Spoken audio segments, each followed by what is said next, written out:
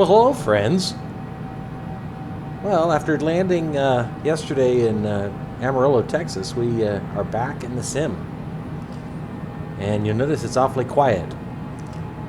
ATC worked fine when we took off and climb out, but now all I'm hearing is my replies to ATC. And another anomaly is that we were handed off to the tower and cleared to land while 80 miles out, which, needless to say, is anomalous. So I'm going to manage the descent myself into what? Lake Charles, Louisiana, KLCH, Kilo Lima Charlie Hotel, for the RNAV 15. And there's not a lot in terms of that approach plate, other than that we're supposed to be at 1,700 feet at Zukla. So if ATC was working, they would tell me to descend to Zukla. So that's what I'm going to do. And we're going to keep slowing down. They would tell me to descend to 1,700 feet, which is Zukla, the altitude at the on the published approach plate for that intersection. So we're 44 miles out right now and 13,300 feet, doing 262 knots indicated, which is fine. Hopefully we don't get any CTDs. The sim has been stable, other than this weird sudden disappearance of ATC. Flying in real time as always. It's 4:20 here on the West Coast, therefore 6:20 in Louisiana Central Standard Time. Actually, Central Daylight Time. 41 miles and 12,200. So our altitude's perfect. Never landed at Lake Charles before. Don't know much about it, other than it's the 5th largest city in Louisiana. It has 85,000 people, and it's the 5th largest city. Approach course is 152. We'll go ahead and enter that on our HDG. I'll show you real quick here on the VFR map. 11,200 feet. We'll slow to 240. Landing gear. Landing. He'll settle down in a second. Landing gear. 152 approach course. Airport elevation 15 feet. That's it. Sea level. Runway length 6,500 feet. Distance on our final approach. Let me pull up this if it doesn't crash it. Please don't crash it. There we go. Anyway, yeah, getting landing clearance at 80. Oh, there's somebody on final. There's FIDGA. At FIDGA, we need to be at 1,500 feet, and I don't know why it's not showing the other intersection. But anyway, the other intersection is Zukla, 1,700 feet. 9.2 mile final. Let's continue slowing. Landing gear. Landing. It'd be nice if they fixed that, but I'm not complaining because I'm very happy about not having to deal with the oscillation roll anymore. That's really nice. 9,000 feet and 33 miles out, so we can shallow out our descent right now, do 1,500 feet per minute. Continue slowing. Hopefully we make this. Hopefully it works. Please work. That looks pretty amazing.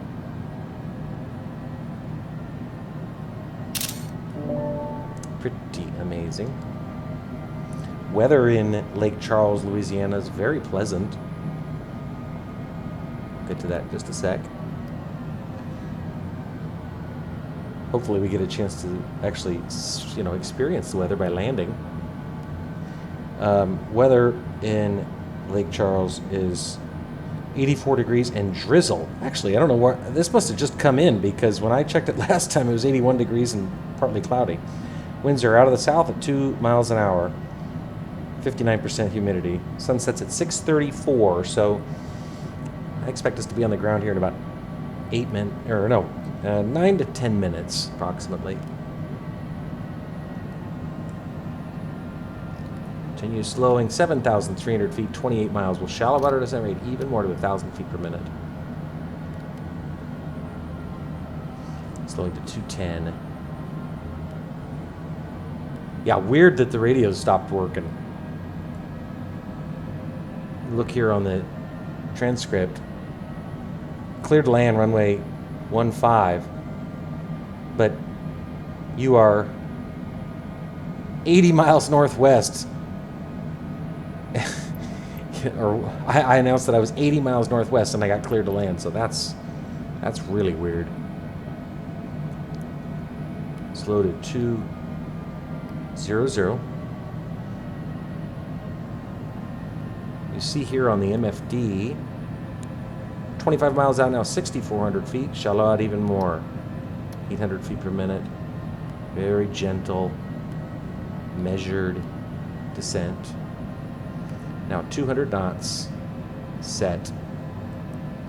See, this is what we'll be doing when we get to Zukla, and we'll make a gentle right turn and be lined up, in theory. Don't know if RNAV will work, but we'll see what happens. We'll also see if the weather is accurate. It doesn't look, slowing to 195, doesn't look drizzly out here. Boy, that's pretty. My goodness.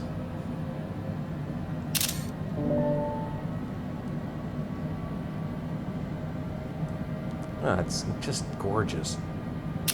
We'll see what happens. You're here along for the ride with me. 20 miles out now and 5,600 feet. Slow again. 190. Zoom in on the MFD. We're at 35 right now. Let's zoom in down to 15.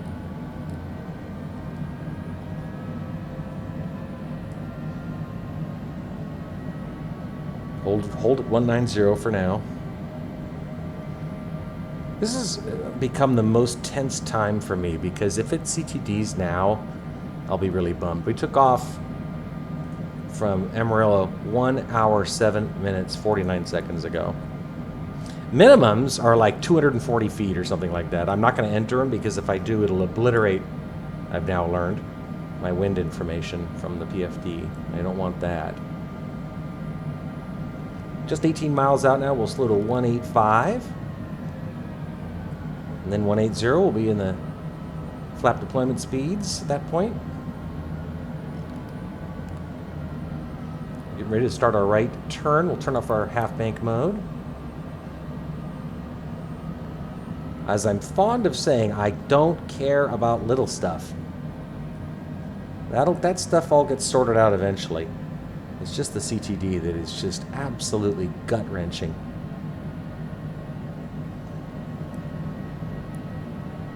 Okay, we're at 180. We'll do a notch of flaps.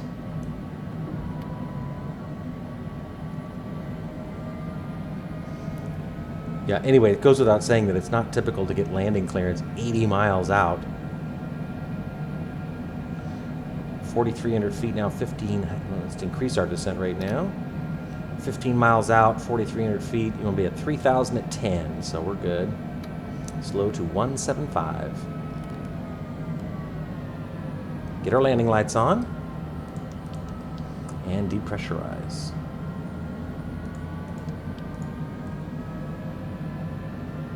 Now slow to 170. 14 miles. Look at that reflection. I mean, I don't have the words to describe how cool that looks.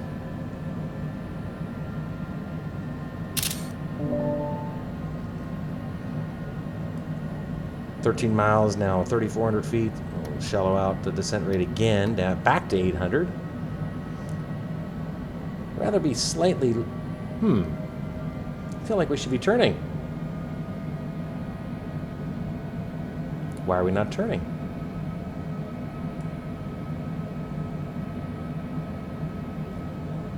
Uh-oh. We're not. Oh, there we're turning. Okay, good. Sorry, I was starting to get nervous. 11 miles out, 3,000 feet. Shallow descent. There's the runway. Right on cue. Increase our descent rate. We're going to set our new altitude of 1,500.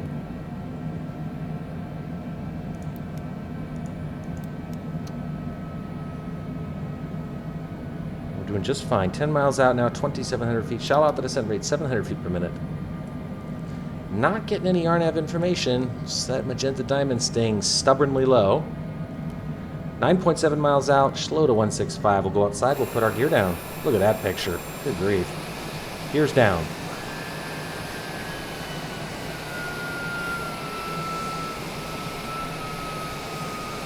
Looks fantastic. Back inside, go full flaps. Look at that picture. Actually, I said we'll go full flaps. We'll slow to our approach speed of 1.4. What did I say it was? I never remember this. Speed brake. Speed 1.43. Okay, we'll slow to 1.43. And now we'll go full flaps. Oh, look at all the refinery. Is that? No, maybe it is. I don't know if that's refinery or not. Full flaps. There's a big petrochemical presence in Lake Charles, I read. Okay, airspeed is 142, 143, stabilizing. We're at 1,800 feet. We'll set minimums on our altitude selector since we're not getting any help. Set 300 feet on our altitude selector. Continue descending 700 feet per minute. Airspeed is correct. Full flaps, gear down, landing lights on, and airplane's depressurized. Look at that. Little passenger view, maybe?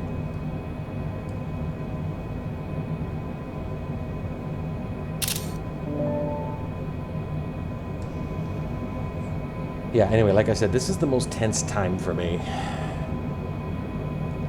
Still clear to land.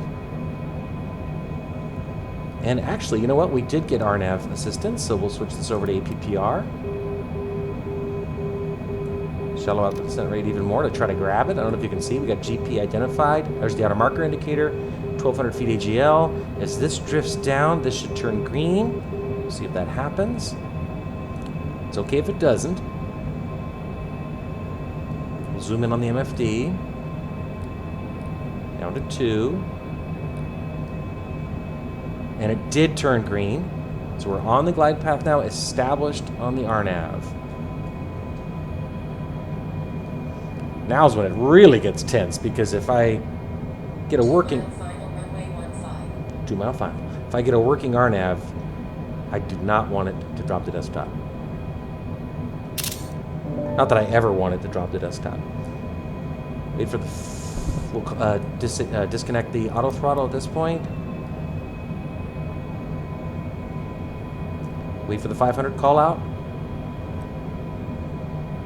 Your speed's still good, 144.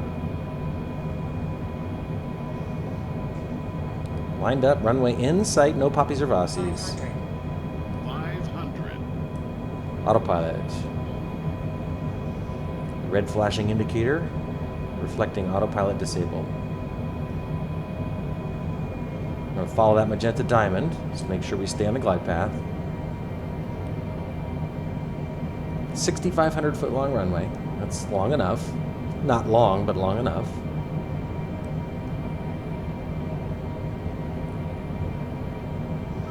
Little crosswind from the right, about our 2 o'clock. Very little. Whoa, they got us going right over that sock.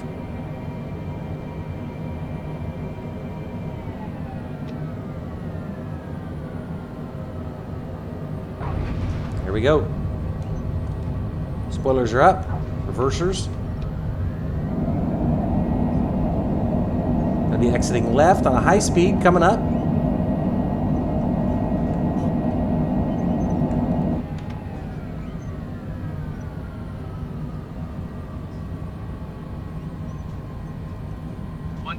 .8 for Cessna Tree Bravo Whiskey. See how that happened? We did not hear a broadcast giving us a ground handoff, but all you heard was my reply. Okay, very good. Timer. 1 hour, 15 minutes on this 529 nautical mile flight. Landing lights are off. Oh, wow. I never turned the taxi light off. Oops. Oh. Huh. Could have sworn I turned the pulse light on when we took off. Anyway, okay.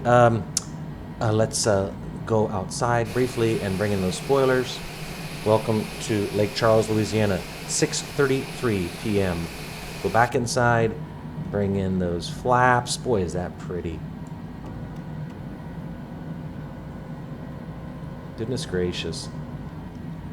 Was the correct runway, even with a minor crosswind. Zoom in. There we go. And let's contact ground. And request taxi to parking, number 3. Lake Charles ground, Cessna November. Now, we're not going to 343 hear a Bravo Whiskey response, I requests assume. taxi to parking. There we go. Taxiing to general aviation parking using taxiway Bravo Charlie Cessna Tree Bravo Whiskey. So we didn't get a response. Yeah, this is not Bravo Charlie. Right now I'm on Echo. Oh, excuse me, I'm on Charlie right now, and then I'm going to go to Alpha. So I'm wondering if they just randomly assign names to the taxiways. That's okay. I don't need that level of realism. They got the runway numbers correct. That's what counts. Oh, there's no drizzle, so the weather's not right. But I will say the weather right now looks very much correct. We'll check once we go back inside the outside air temperature, see if it's consistent with about 80 degrees, but it was described as this: partly cloudy, you know, winds out of the south. Maybe the drizzle just moved in or something and the sim hasn't updated yet. That's a possibility. Position Cessna Tree Bravo Whiskey. Continue taxi. Roger Cessna Tree Bravo Whiskey. I wonder what I rogered.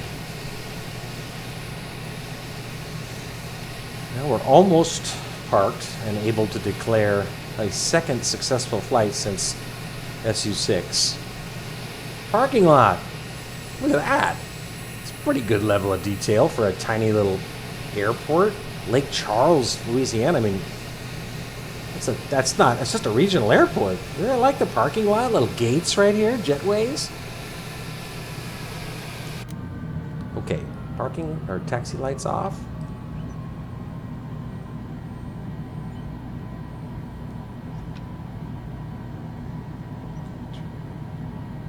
There we go.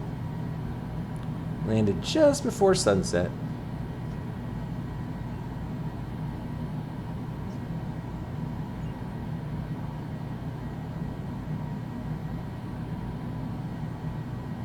Almost made it.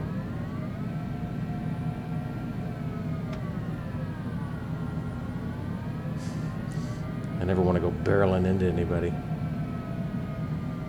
There we go. Okay. Right engine. I would do the parking brake, but I don't want to deal with the annoying alarm that I can't seem to turn off. I should normally be able to turn that off by pressing that, but anyway. Right engine. Turn off pitot-static. We did pick up a little bit of ice coming out of Amarillo. Just a little on our climb out, but no big deal. Gotten the oil pressure alarm now. Master warning reset. Master caution reset. Yeah. That worked on the TBM back when I used to deal with this, but oh well.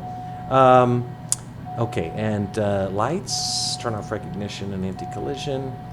Take one last look outside at this beautiful sunset.